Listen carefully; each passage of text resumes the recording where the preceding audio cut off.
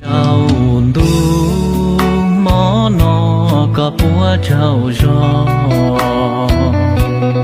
Chào tu mó nó cũng gió có. Từ chỉ chào gió sớ lo sao nở trâu có. Lo từ chỉ nó có tê trò ca trâu cú. Chê có trâu gió lỡ o tu nâng cú lù. Trâu tu ta nó cú xa bỏ con. Trâu tu ta nó chẳng sớ lo nhỏ. Mùa có cho đua sới mu thia sới lo.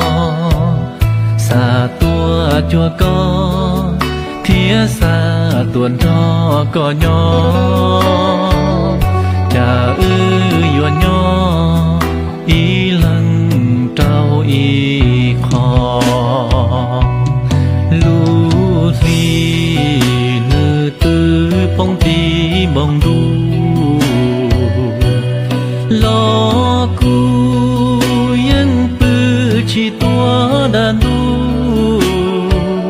Tu nâng cu lu là tối mò can đu. E yo cho hu cho có thả đua na tu lu. Chào tu mó nó chan đê wa lùa. Chào tu mò nó cu sa bùa con. Tu nâng cu gió thọ có wa lu xia rong. Sa hu sa tông mu trao lư tu lùa mong. Gió kê lu thia rong cả mu y chi.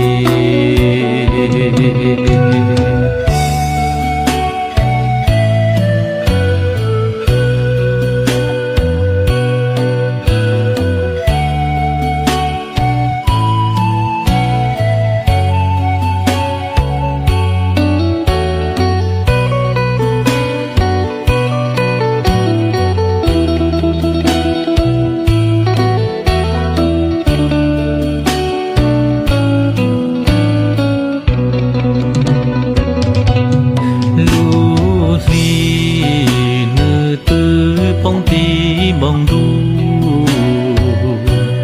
Lo cu yên bư chỉ tua đàn đu. Tu nâng cu lu là tối mò can đu. E yo cho hu cho có thả đua na tu lu. Chào nó chan đê wa lùa. Chào tu mò nó cu sa bùa con. Tu nâng cu gió thọ có wa lu xia rong. Sa hu sa tông mu trao lư tu lùa mong. Gió kê lu thia rong cả mu y chi.